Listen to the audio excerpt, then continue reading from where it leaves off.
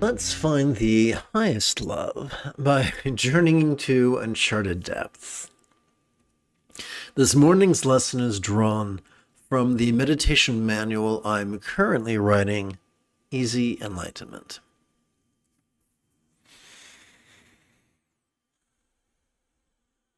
You've heard me mention many times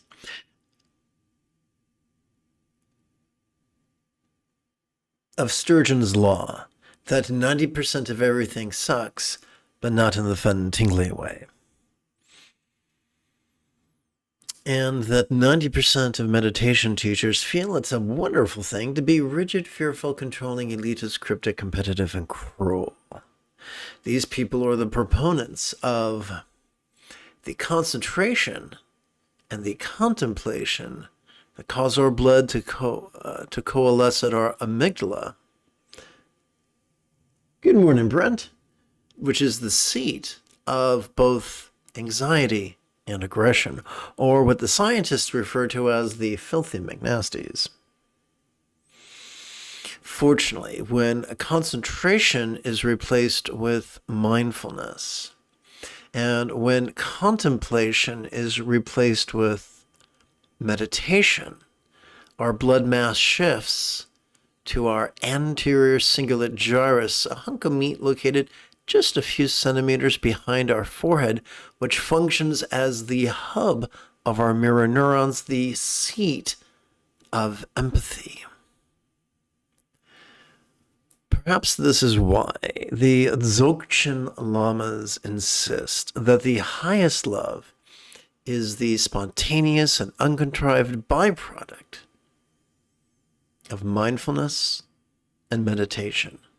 And perhaps this is also why the archetype of enlightenment, known in English as all good one mother and father, are depicted as beautiful.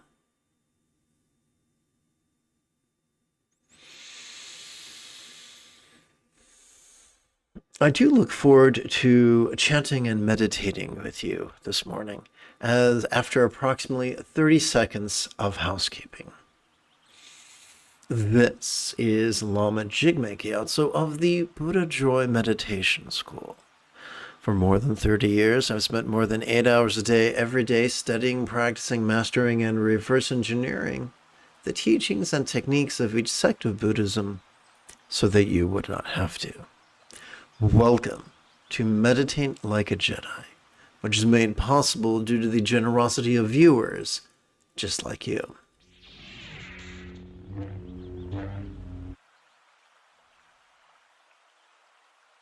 Oh, wait a second. Let me see how that looks. Yeah, okay. Thinking about replacing that Tonka. I'm going to find a different one. Let's see here. Together as a team, let us open our practice by chanting this morning's excerpt from the Total Space of Vajrasattva, the foundation text of Dzogchen.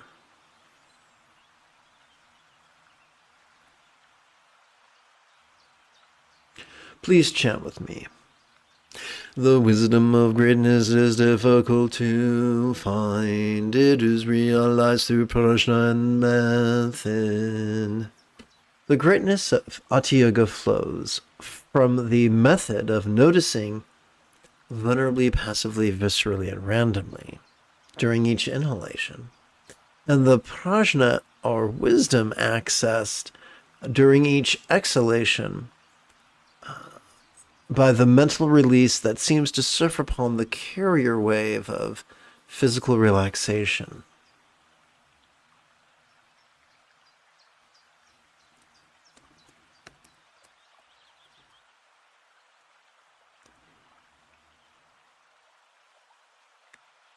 Together. Though it could be said to depend on something else, real bliss originates from oneself. Again, our favorite feminist reminds us that our bliss is not dependent upon guru or ritual.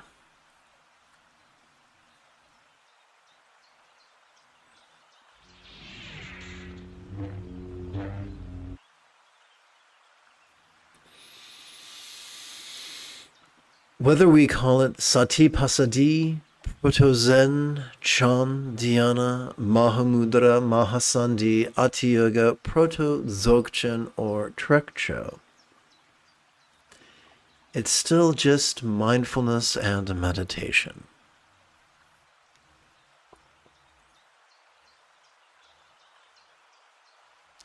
Let us begin with mindfulness. Every time we inhale, whether we know it or not, we automatically and effortlessly access the sympathetic nervous system, ensconced not within the 3-pound supercomputer between our ears. It is found in the thoracic region or the rib cage region of our spinal cord. It evolved not to indulge either extreme of mind blanking or active concentration, but instead evolved to merely perceive, and to do so vulnerably, passively, viscerally, and randomly. Well, you might ask, if our job is not to actively concentrate upon our breath, then what are we to do with our breath? Good question. We are to treat our breath the way a piano student treats their metronome.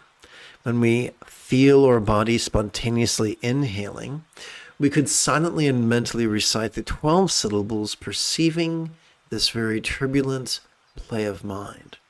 And when we feel our body spontaneously begin to exhale in harmony, we could silently and mentally recite an additional 12 syllables, relaxing into mind's non-graspable nature. And no, Virginia, this is not an affirmation, for we are not dealing with belief, but with a colloquial analysis of what is actually going on in our central nervous system.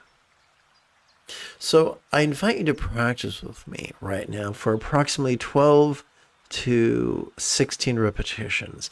Now that begs the question, how are we to count, effortlessly count 12 to 16 repetitions? Here's the secret. Bengali crease counting. Consider, if you will, your left hand. We have 4 fingers. Oopsie, 1, 2, 3, 4. And upon each finger, we have 3 sets of creases. 1, 2, 3. 3 times 4 is 12, so now we can count to 12. Now, if you are a fast breather like me, you want to count to 16. Fortunately, every finger has a tip, which means now you can count to 4 in each finger. 1, 2, 3, 4. And 4 times 4 is 16. So what I recommend doing is advancing the tip of your thumb upon the next point to count during each inhalation. Now, is this mystical? Is this magical? No, it's not. It's just a practical tool that's helped me on the path. It might help you as well.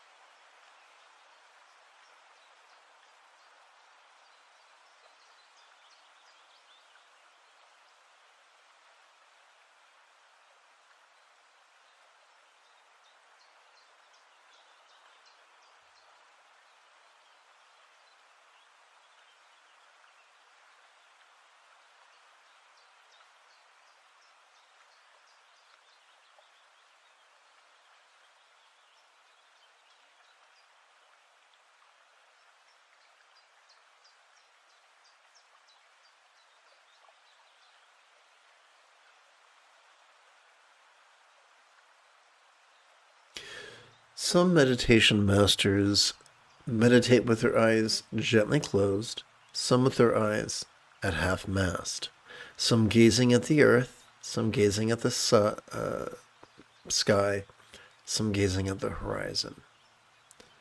Do not force your gaze. Do what feels most sustainable in the moment.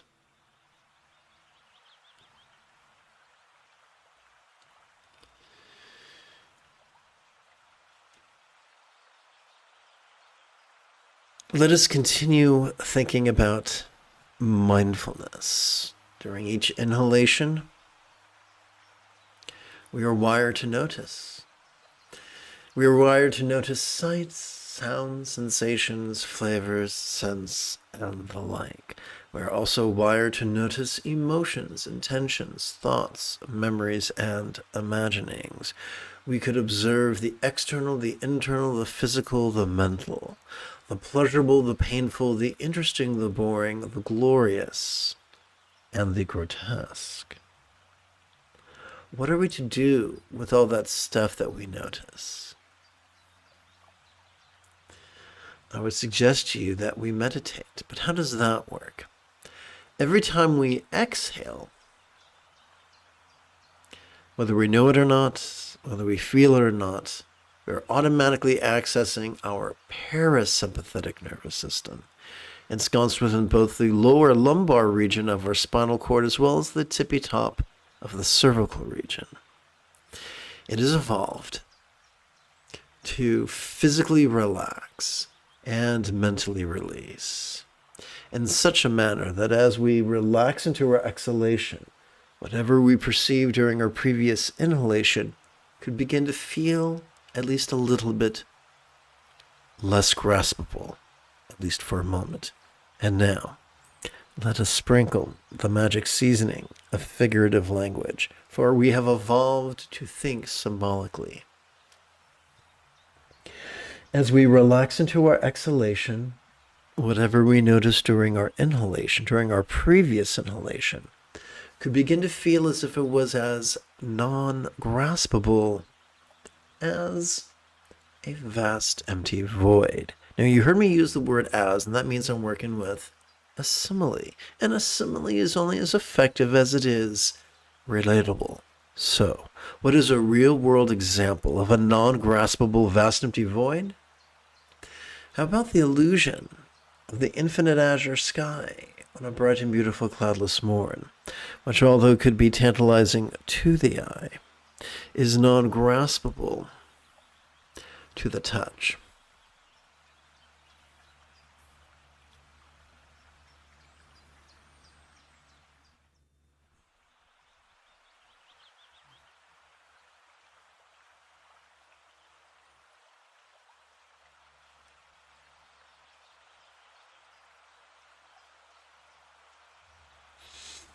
Perhaps that is why this archetype of enlightenment, known in Tibetan as, or described in Tibetan as Kuntu Zang Po, Kuntu Zang Mo, Yabyum, is depicted as being translucent and non-graspable, as if comprised of light.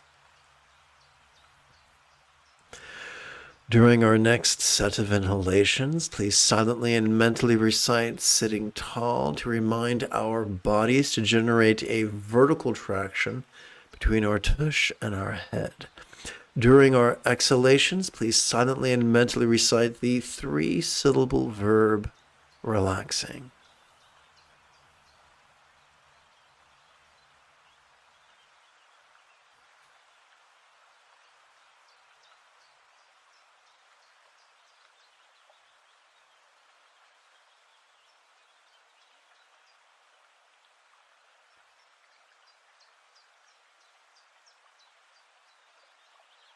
Forgive me, I forgot to mention that vulnerability is the price of mindfulness.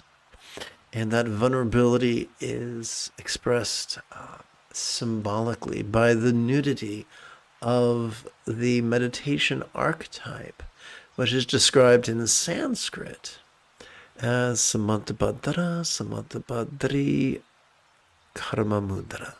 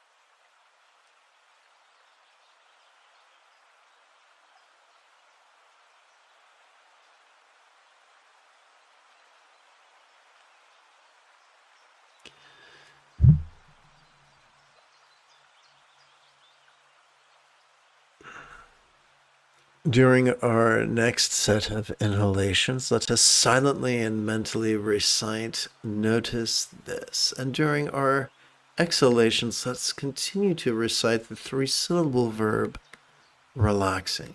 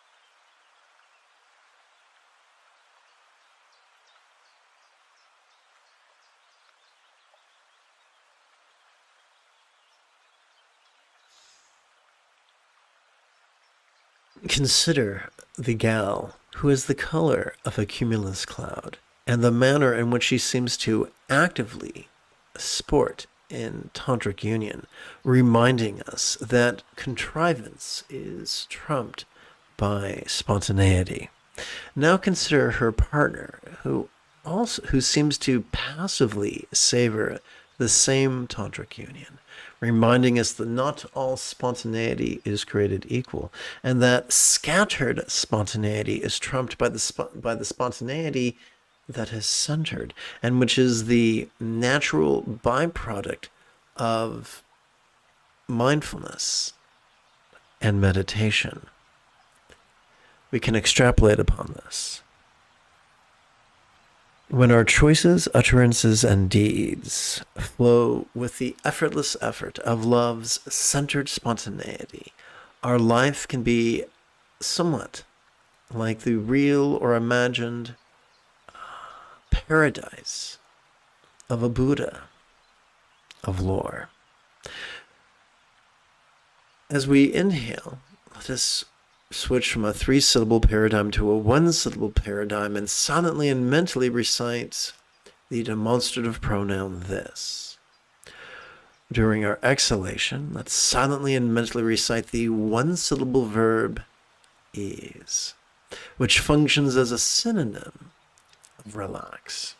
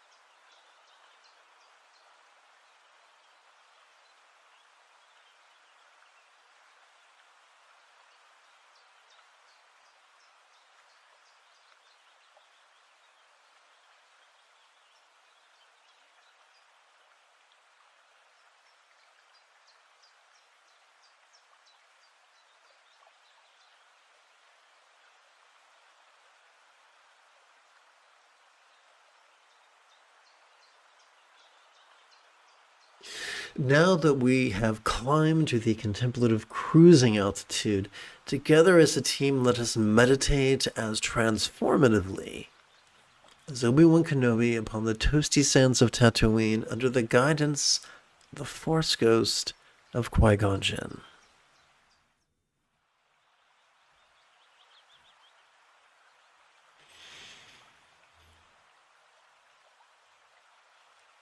Why is the English name for this meditational archetype All Good One? And how are we just like All Good One? Simple. Each of us possesses the neurological architecture which makes possible mindfulness, meditation, and empathy. Each of us are already wired to rapidly and easily master the Buddha's path.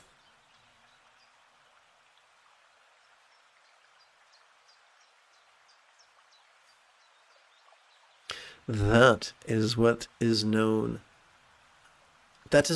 our Iron Age friends refer to as Tathagata or Buddha nature.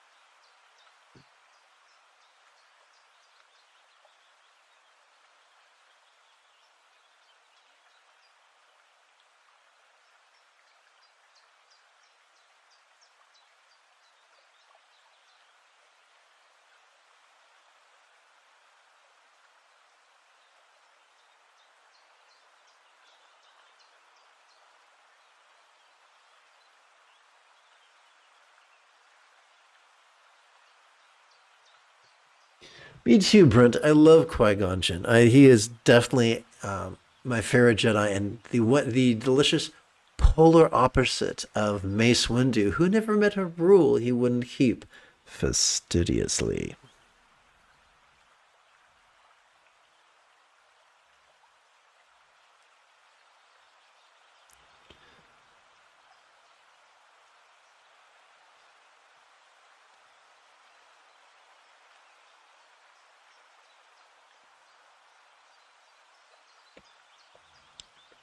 Let us explore the first of the Four Noble Truths.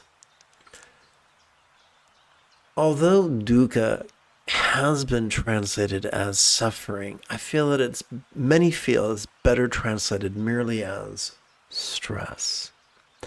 Ask biologists. They will agree with the Buddha that there are many categories of stress. There are circumstantial stressors, physical stressors, interpersonal stressors, and mental stressors. Feeling stress is not an indictment. Being subjected to stressful circumstances is not an indictment. An earthquake is not an indictment. Cancer is not an indictment. The neurosis of our companions, the unresolved childhood traumas of our friends is not an indictment upon us. The foibles, the evolutionary foibles of our own central nervous system is not an indictment, despite the screeching of the elitists and the rigid who would coerce us and shame us.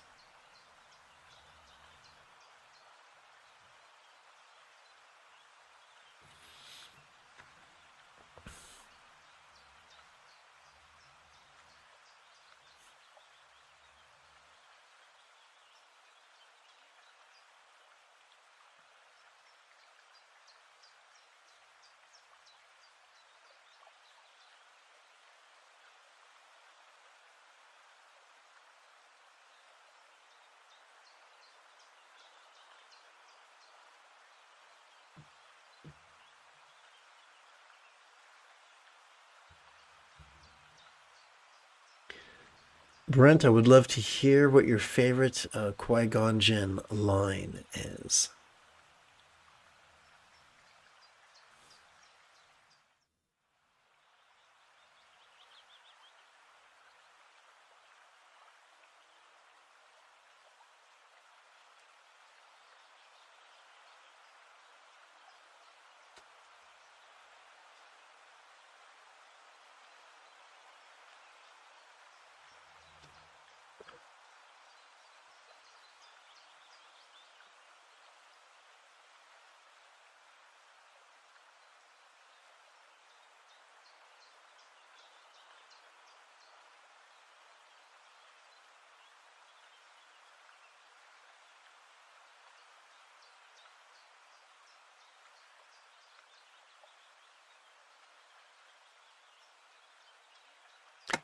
Oopsie.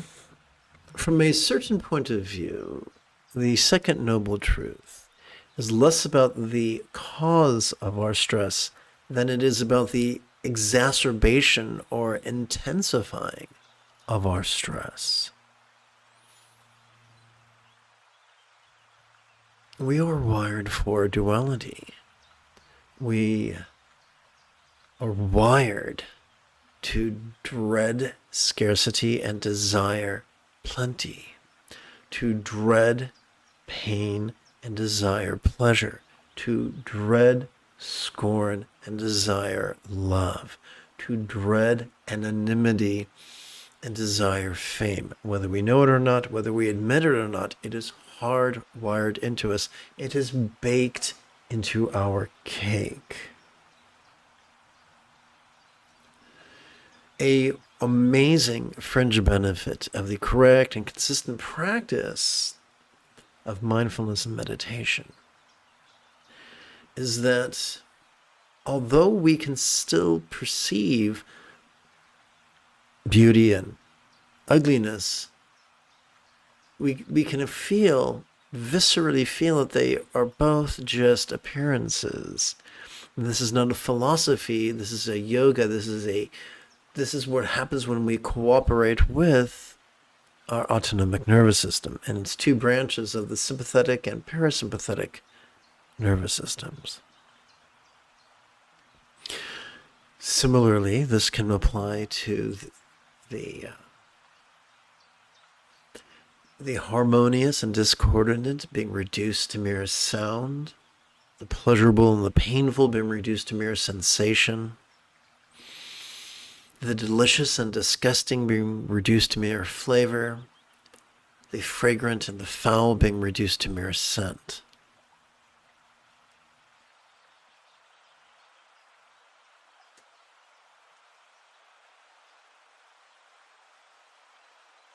Nice. Those are good quotes. My favorite one, and maybe a confabulation on my part, was when he counseled Obi-Wan Kenobi on Tatooine. I counsel patience, the solution will present itself. To me, that was worth the price of admission.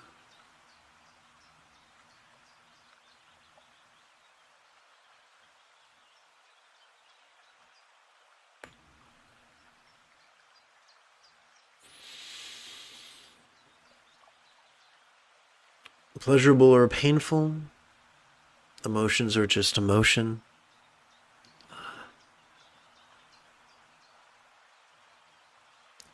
Malicious or benign,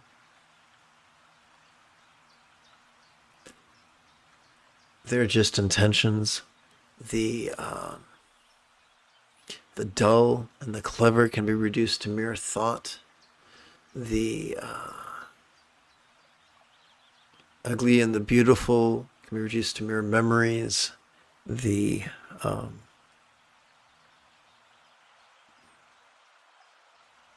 glorious and the grotesque can be reduced to mere fantasy.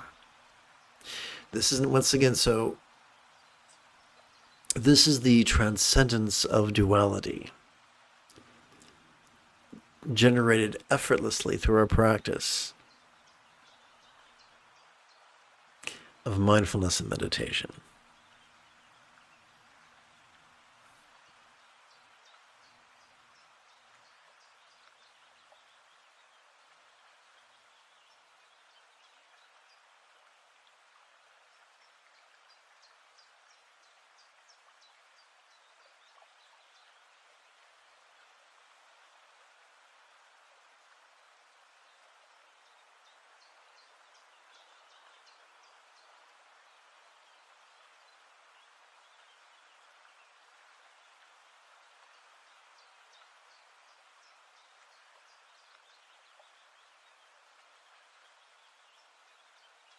Perhaps a more elegant way would be to say, as we breathe in, we can recognize that some emotions are pleasurable and others are painful, but as we relax into our exhalation, all emotions are just emotion.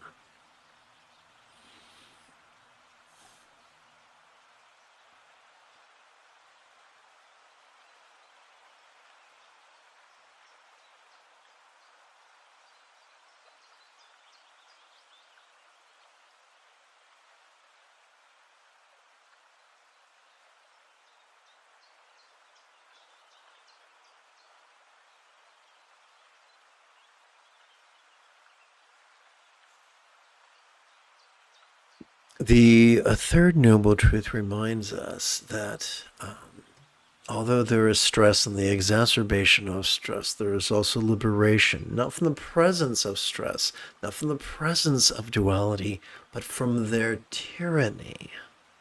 That is an important distinction. If we try to suppress our perceptions, we undermine mindfulness, the first of 7 enlightenment factors.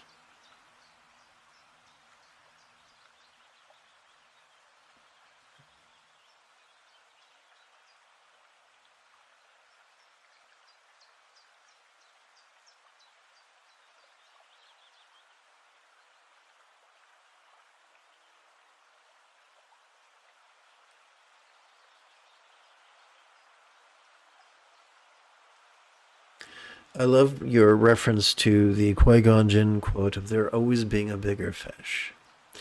There's always going to be someone leaner or stronger or taller or smarter or funnier than ourselves. Competition is a wonderful antidote to peace. Where in patriarchy, one might practice competition, in spiritual matriarchy, one would replace that with cooperation.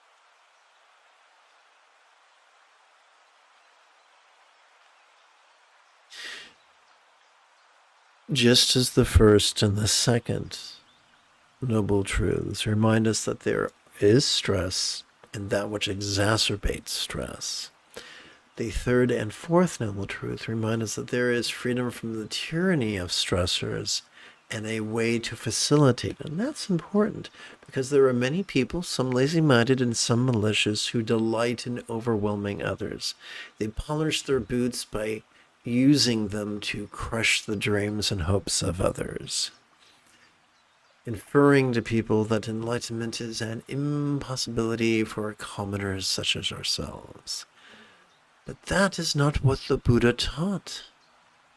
In the second to the final passage of the Satipatthana Sutta, the Buddha taught that full enlightenment could be mastered in less than 7 years, or 7 quarters, or 7 months, or 7 fortnights, or 7 weeks, or even 7 days. It's been my experience and the experience of my teachers that upon enlightenment's path, there is a physical aspect and a mental aspect.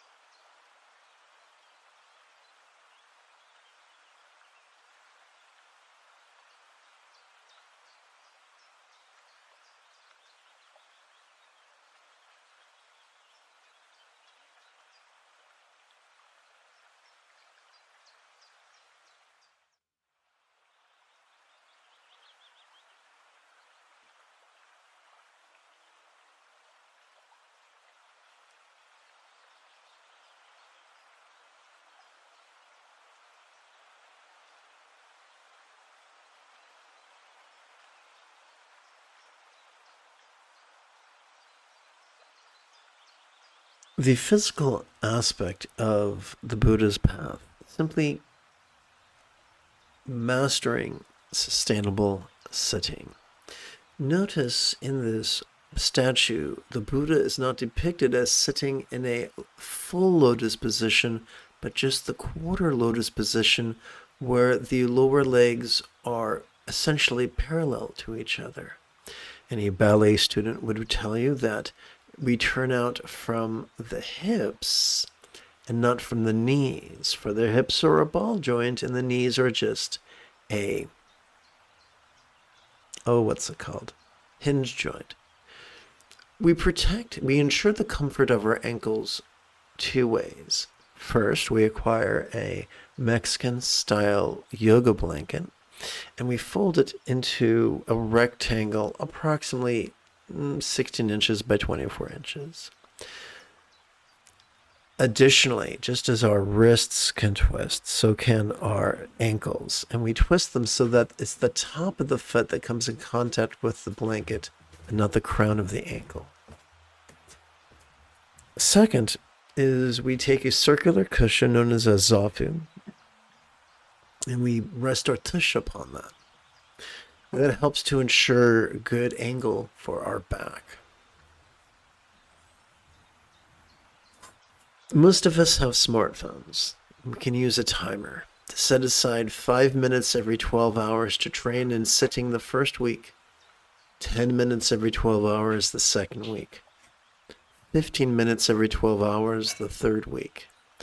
Progress thusly until after 15 weeks. By the end of the 15th week, our body and our mind and our circumstances and our companions could have grown very, very comfortable with us sitting 75 minutes every 12 hours. I'm no fan of boredom, and if you were to ask my advice, I would tell you that while you're training this sitting, tune into a live stream, live or recorded.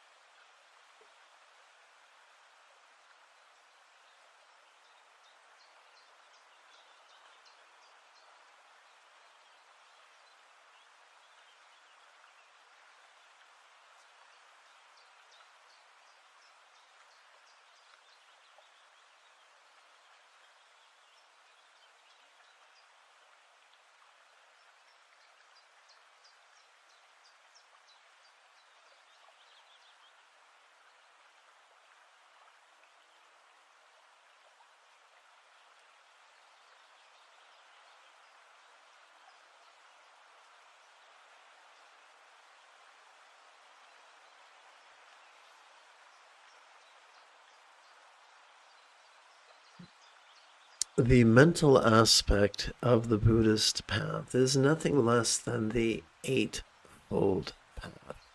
The seventhfold being mindfulness, the eighthfold being meditation. We are already well acquainted with them at this point.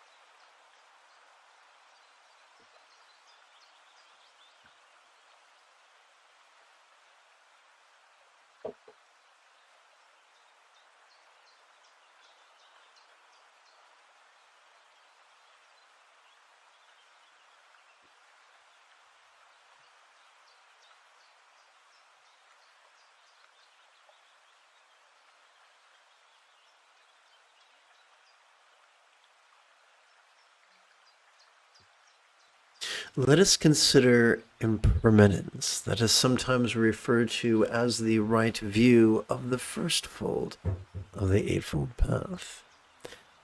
Impermanence requires no blind faith, nor doctor of divinity.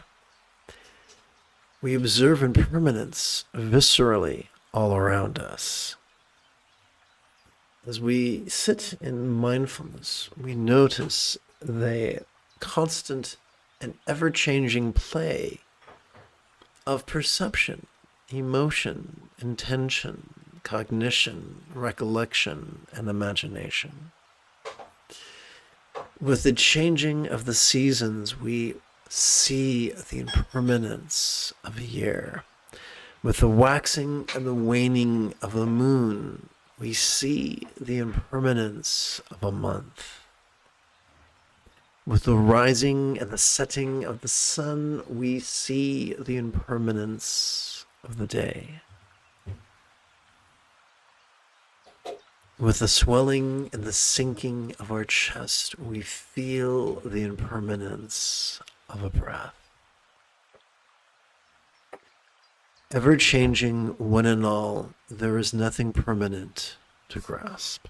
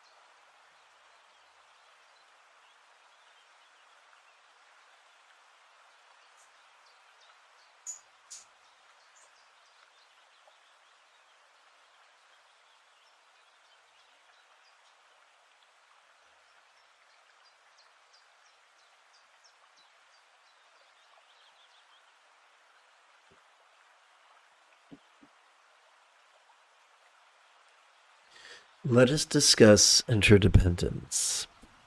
Anybody who's been raised around other humans knows from experience that our choices and our utterances and our deeds have an effect upon those around us, directly and indirectly as a species.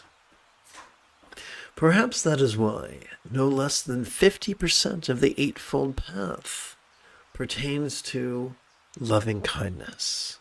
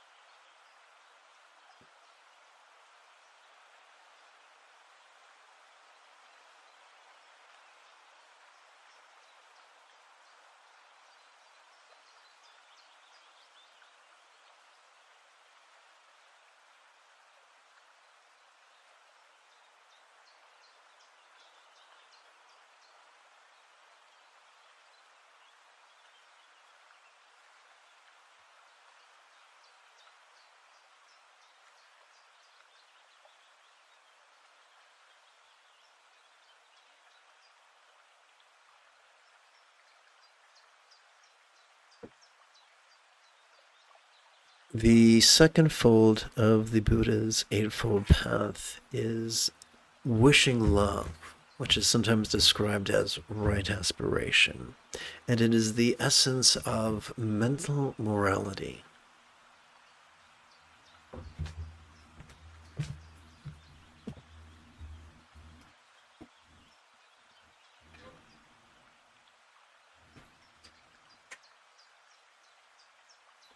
I was blowing a kiss to my departing tantric partner and not to you, who are watching the live stream. Never fear, because there's a difference between loving your students and loving your students.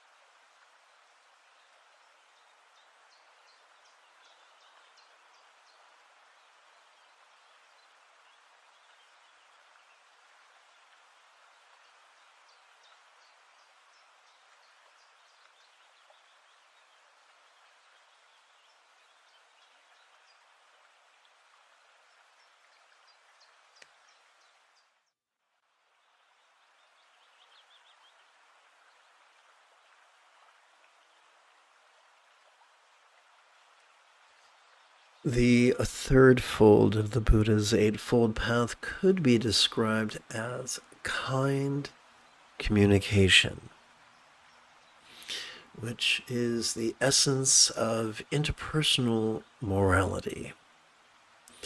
It should come as little surprise that the great Tibetan yogi Karma Chakme Rinpoche taught that the essence of all the pratimoksha vows was simply the practice of non-violence. One of the easy ways to practice non-violence, as much as is practicable, is to choose a whole food vegan diet. Vegan is so as not to commit violence against non-human animals, and whole food so that we do not commit violence against ourselves.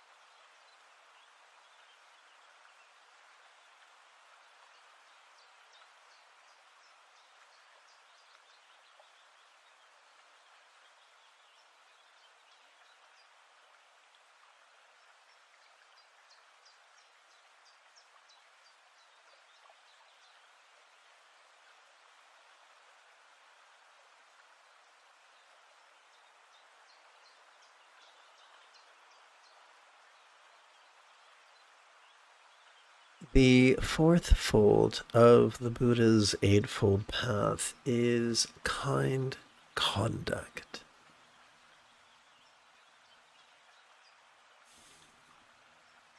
which could be thought of as the essence of physical morality.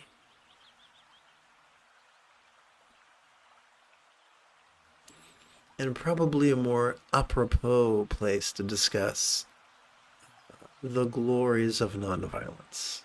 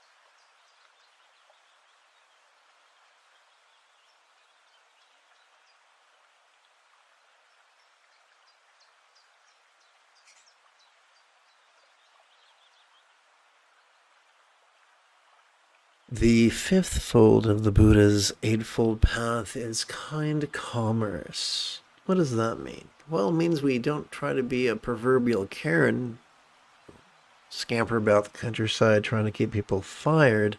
It means we don't try to behave like the proverbial Chad and try to drive other concerns out of business. It means we allow ourselves to be defined by kindness and cooperation.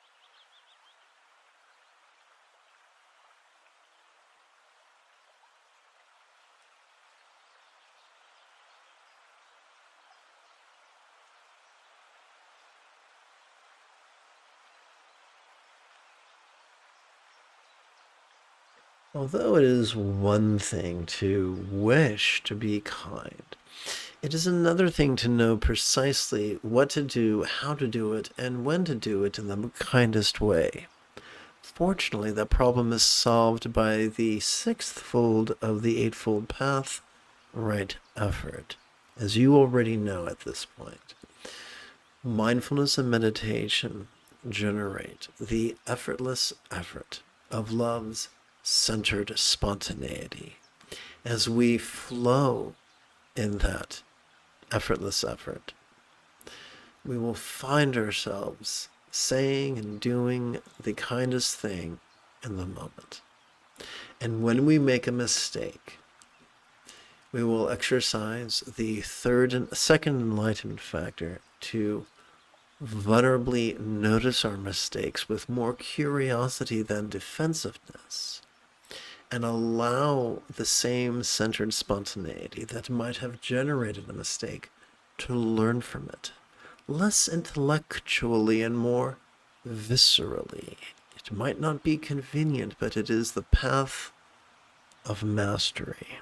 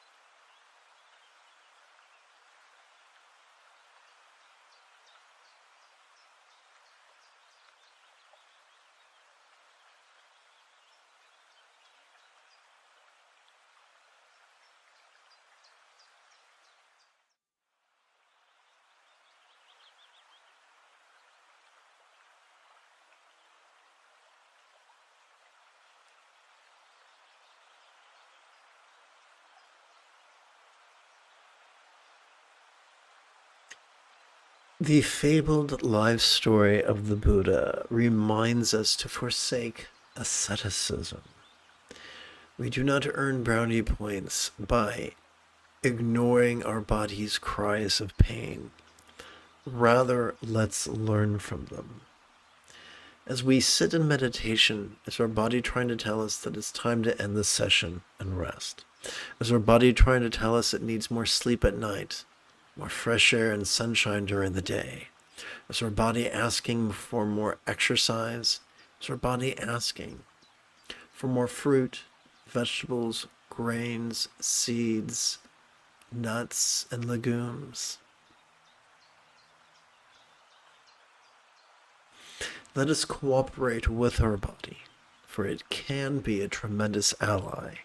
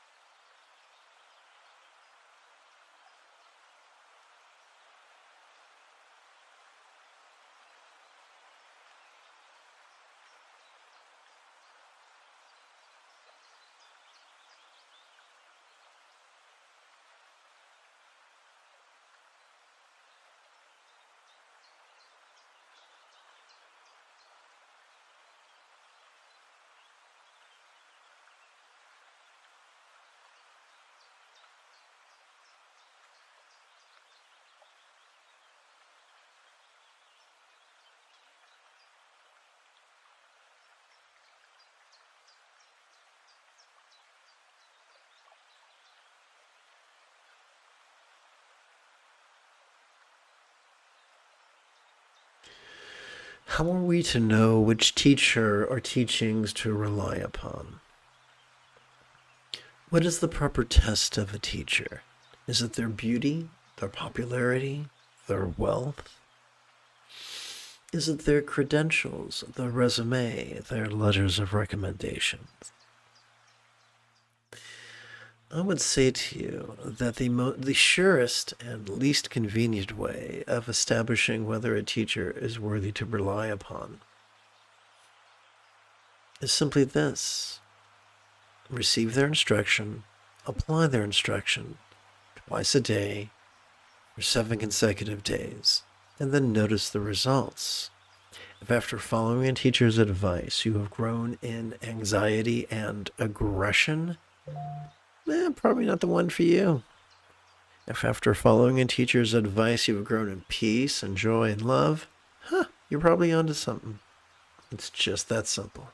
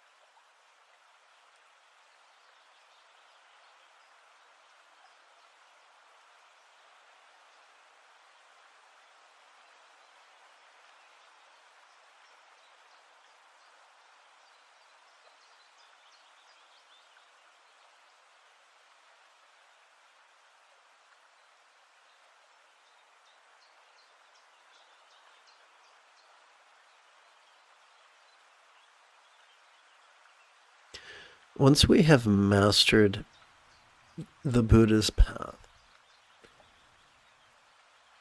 in our great empathy for others,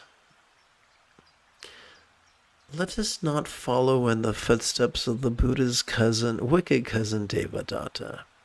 Let us not allow ourselves to fall into the trap of being rigid, fearful, controlling, elitist, cryptic, competitive, or cruel. Even though Shakespeare wrote, "I must be cruel to be kind." Rather, let us follow the Buddha's example of being flexible, loving, laid back, egalitarian, lucid, cooperative, and kind. In a nutshell, let us practice the effortless effort of love's centered spontaneity. And let that take us where it may.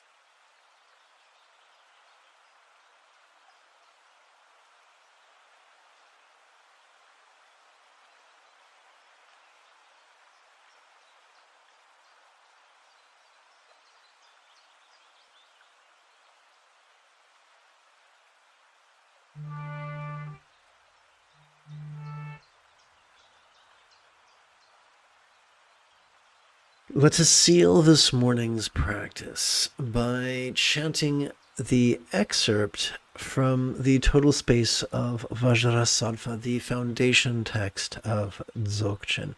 And oh yeah, by the way, the myth of a text being restricted is just another elitist lie of patriarchy. Together. The wisdom of greatness is difficult to find. It is realized through prajna and method. Though it could be said to depend on something else, real bliss originates from oneself.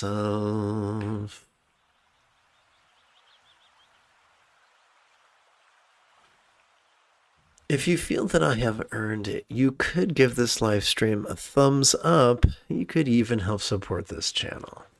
In approximately 10 3/4 hours, I would very much like to return to lead today's evening meditation class and group practice. And if you are as geeky as me, may the force be with you always.